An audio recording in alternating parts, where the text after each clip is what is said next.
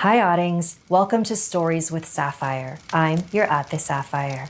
When I was a kid, I used to go to the Ventura County Fair every year. I never trusted the carnival rides though. Roller coasters at a theme park? Piece of cake. But a ride that's meant to be portable and fold up easily? Absolutely not. I remember one year I ran into two of my friends at the fair. They were out of breath and in a panic. They told me that they had just ridden the zipper, where you sit in an enclosed cage and you flip over and over. During the ride, their cage door became loose. Every time they flipped upside down, their weight would push the door open a little further. Thankfully, they made it out okay. But I think about that story very often and how it could have gone horribly. And now, it's story time.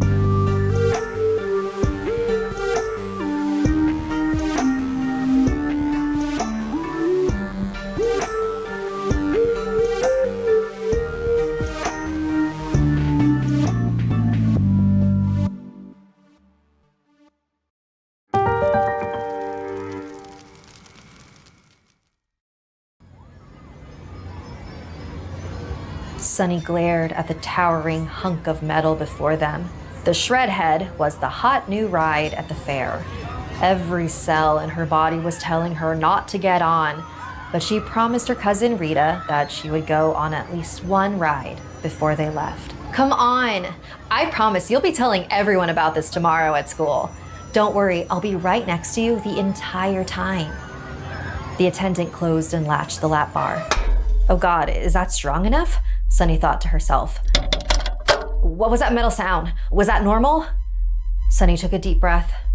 Just have fun, she kept repeating to herself in her head. Just relax. Be like Rita.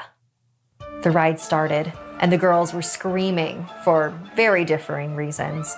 The cage rotated, and they hung upside down, held in place by the lap bar, their weight bearing down. See? It's not so bad. And it really wasn't. Sunny was happy to see that the lap bar was indeed strong enough to keep them in place. So she opened her eyes and even lifted her arms up like her cousin. Flip after flip, they hung upside down and right side up over and over. Without warning, the lap bar lock snapped open and Rita tumbled onto the other side of the cage. Sunny grabbed hold of the handles on the sides. Oh my God, are you okay? Stop the ride! Stop the ride! Sunny was in a panic, but Rita was having the absolute time of her life, rolling around freely in the cage, laughing her head off. You gotta try this, Sunny! Let go of the handles! Seriously, Sunny, let go! Sunny heard a crack, and Rita's body went completely limp. Sunny called out her cousin's name. She wasn't responding. Sunny continued screaming for help in vain. Her hands and arms were burning from gripping onto the handles tightly. The ride will end soon and they'll be okay, she kept telling herself. But every time Rita's limp body slammed against the cage door, it creaked open a little wider. Sunny thought if she could grab hold of Rita, then maybe she could keep it from breaking completely. But that would mean letting go of the handles, the only thing keeping her from tumbling around in the cage. She tried to hold Rita in place with her legs, but she lost her grip each time the cage rotated. Rita's body then slammed into the door one last time, completely breaking the lock, and the door swung open.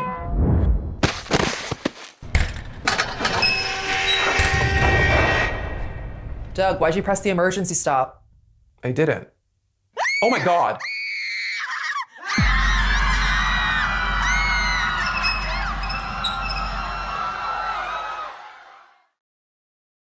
The carnival ride in this story was fictional, but the dangers of the zipper are very real. After 4 deaths and several injuries, in 1977, the US Consumer Product Safety Commission urged people not to ride.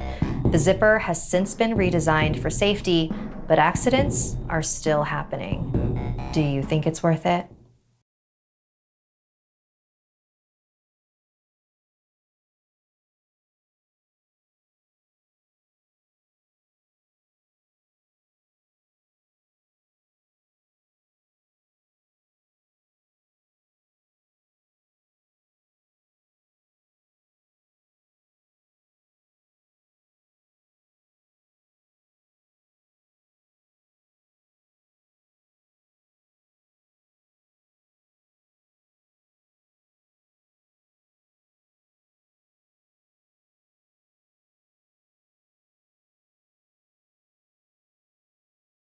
Hey, I'm Sapphire. Want to hear something scary?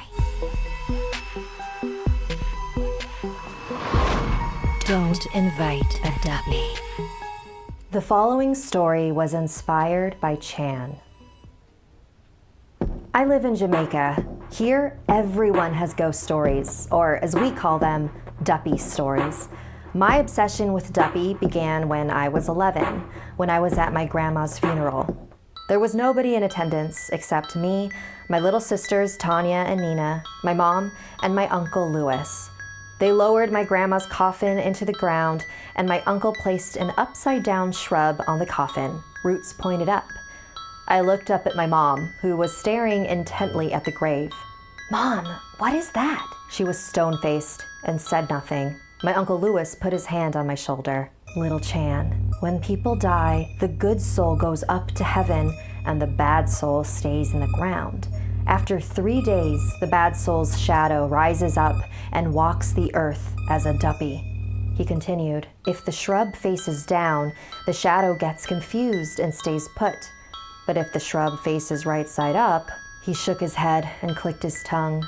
My mother became enraged. "Stop telling her that shit," she hissed. From that day on, duppy were all I could think about. I followed my Uncle Louis around, asking him to tell me more duppy stories. "Duppy?" He laughed. "They're as real as me or you, but they're all bad. They're mean. They can grab you, hurt you, or worse. Don't look for duppy, and never ever invite a duppy to come to you." "But are there any cute duppy?" I asked. "You wouldn't like them. They stink of death, and they have no face, just wide, grinning teeth." He made a scary face, and I screamed. Then we both laughed hysterically. The next day, I skipped through the graveyard carrying a basket of flowers and placed them one by one in front of 13 tombstones. With each one I placed, I said, "Duppy, duppy, come to me." A week later, the worst possible thing happened. Uncle Louis was killed in town by a mugger. The culprit got away and was never found. And just like that, we were burying another relative. I was given the job of placing the shrub on the coffin. I thought about my Uncle Louis and how I would do anything to see him again. I placed the shrub on his coffin and uttered under my breath, "Duppy, duppy, come to me." We inherited my grandma's house from Uncle Louis, and my sisters, mom, and I moved in after the funeral. There was a coldness about my grandma's house. It was sad and smelled weird. The lights in some of the rooms didn't turn on, and what daylight came in through the windows was dimmed by the large trees outside. My mom became weirdly needy to me and my sisters. I would walk Tanya and Nina home from school and find my mom sitting on the veranda, waiting for us to get home. She smiled and welcomed us, but her eyes wore a secret pain. I think she didn't want to be alone inside the house. At night, the wind had begun to bellow and shake the walls. My mom would cook meals, and they would become rotten when she turned her back on them.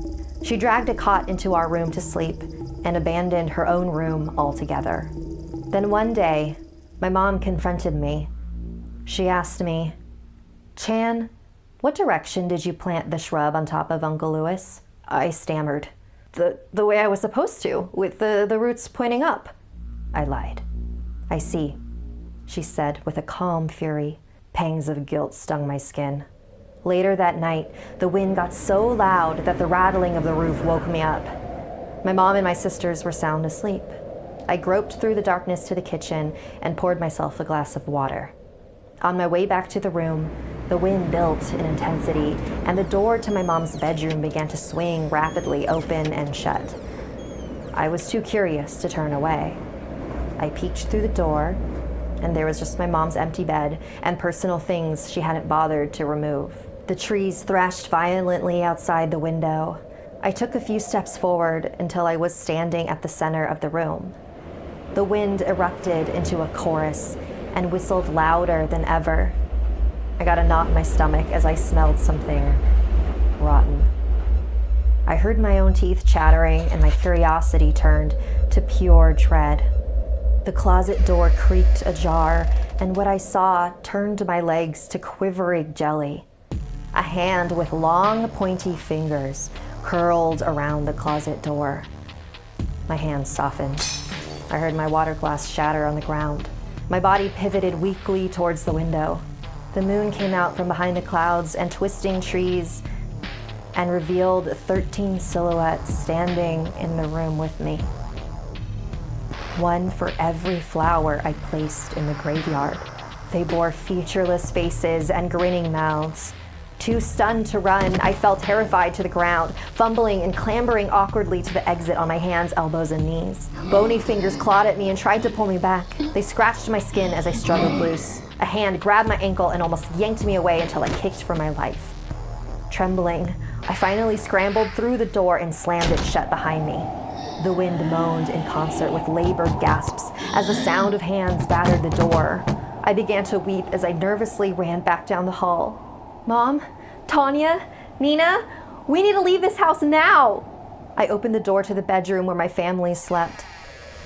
In an instant, I felt my whole world drop away beneath me. There on the floor were the lifeless bodies of Tanya, Nina, and my mom. Above them stood a shadowy figure. It was my Uncle Louis, but his warm eyes and comforting smile were gone, now replaced with a terrifying grin and unearthly stench. He stepped towards me and said, Dappy, Dappy, come to me.